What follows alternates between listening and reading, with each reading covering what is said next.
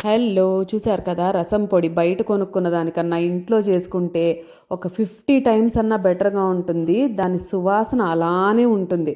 ఒక air tight కంటైనర్‌లో పెట్టేసుకొని ఈదర్ షెల్ఫ్‌లో పెట్టేసుకోండి లేకపోతే ఫ్రీజర్‌లో పెట్టండి. చక్కగా చాలా కాలం కొన్ని నెలల పాటే తాజాగా స్టోర్ అయ్యి ఉంటుంది. ఎప్పుడు కావాలంటే అప్పుడు రసం అనే మ్యాజిక్‌ని చేసేయొచ్చు మనం కదా! దీనికోసం కావాల్సిన ఇంగ్రీడియెంట్స్ అవన్నీ మీకు చెప్తూ చూపించేస్తాను. కడాయి వేడి చేసుకున్న తర్వాత ఒక కప్ నేను ఆ టీ గ్లాస్ మెజర్మెంట్ తీసుకున్నాను. దాంట్లో కందిపప్పు తీసుకొని చక్కగా వేయించేస్తున్నాను. దీంట్లో ఒకదాని తర్వాత ఒకటి ఇంగ్రీడియెంట్స్ వేసుకుంటూ వెళ్ళిపోవచ్చు. మ్యాక్సిమం టైం పడితే ఒక 15 మినిట్స్ పడుతుంది. అంతకన్నా ఎక్కువేం పట్టదు. ఒక కప్పు చూసారు కదా! ఆ కప్పులోనే ఆ గ్లాస్‌లోనే హాఫ్ గ్లాస్ ధనియాలు తీసుకున్నాను. సో, ఫుల్ గ్లాస్ కందిపప్పు, హాఫ్ గ్లాస్ ధనియాలు. ఇవి 2 వేపుతూ ఉన్నాననమాట. మళ్ళీ ఇంగ్రీడియెంట్స్ కూడా యాడ్ చేస్తున్నాను. పావు గ్లాస్ తోటి జీలకర్ర.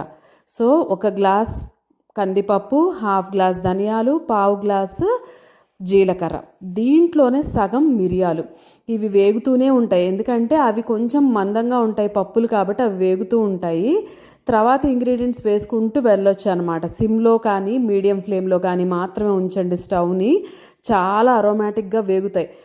పచ్చిగా ఉండిపోతే గనక అవి తొందరగా పాడయ్యే ఛాన్సెస్ కూడా ఉన్నాయి. సో, వీలైనంత చక్కగా నిదానంగా చేస్తే సూపర్ టేస్ట్ ఉంటుంది. సో, చెప్పాను కదా! జీలకర్ర వేసుకున్న దాంట్లో సగం మిరియాలు వేసుకుంటున్నాను నేను. ఘాటు ఎక్కువగా కావాలనుకున్న వాళ్ళు ఇంకొంచెం ఎక్కువగా వేసుకోవచ్చు. అలానే కరివేపాకు కూడా.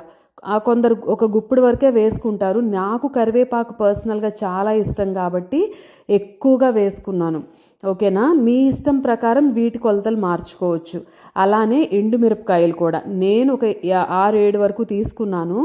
మీకు ఎక్కువ కారం కావాలి, ఘాటు ఎక్కువ ఉండాలంటే ఇంకొన్ని ఎక్కువ కూడా తీసుకోవచ్చు. సో, ఎప్పుడైతే కరివేపాకు ఇలా క్రంచీగా అయిపోయి, ఇలా మనం చేతులతో అంటే వెంటనే వడియాల్లాగా మెత్తగా విరిగిపోతూ ఉంటుందో, అప్పుడు అవన్నీ వేగినట్టే ఇంగ్రీడియెంట్స్ అన్నీ. అవి కొద్దిగా చల్లారిన తర్వాత చక్కగా మెత్తగా మిక్సీ చేసేసుకోవడమే. ఇందులో మిగతా కావాల్సిన ఇంగ్రీడియెంట్స్‌లో ఒకటేంటంటే కొందరు మెంతులు కూడా వేసుకుంటారు. నేను వేసుకోను. నేను సాంబార్ పొడిలో మాత్రం ఎక్స్‌క్లూజివ్‌గా మెంతులు ఎక్కువ వేస్తాననమాట. మీ చాయిస్‌ని బట్టి అది కావాలంటే అలా కూడా వేసుకోండి. ఓకేనా? సో, ఈ ఇంగ్రీడియెంట్స్ అన్నిటిపైన పసుపు కొంచెము, దాంతోపాటు ఇంగువ కూడా యాడ్ చేసేసాను. ఈ రెండిటిని వేసి చక్కగా మిక్సీ పట్టేశాను మెత్తగా. చూసారు కదా! చాలా సాఫ్ట్‌గా ఉంది. నేనంటే రెగ్యులర్‌గా పెడతాను కాబట్టి ఆ కప్ మెజర్మెంట్స్‌లోనే రసం పౌడర్ చేస్తూ ఉంటాను. ఓకేనా? దీంతో పాటు రసం ప్రిపేర్ చేసేటప్పుడు ఖచ్చితంగా పోపు దినుసుల్లో మెంతులతో పాటు వెల్లుల్లిపాయలు కూడా దంచి వేసుకుంటా అనమాట. చాలా చాలా టేస్టీగా అరోమాటిక్‌గా ఉంటుంది. మన వీడియోస్ అన్నీ చూడండి. నచ్చితే please do like, share and subscribe.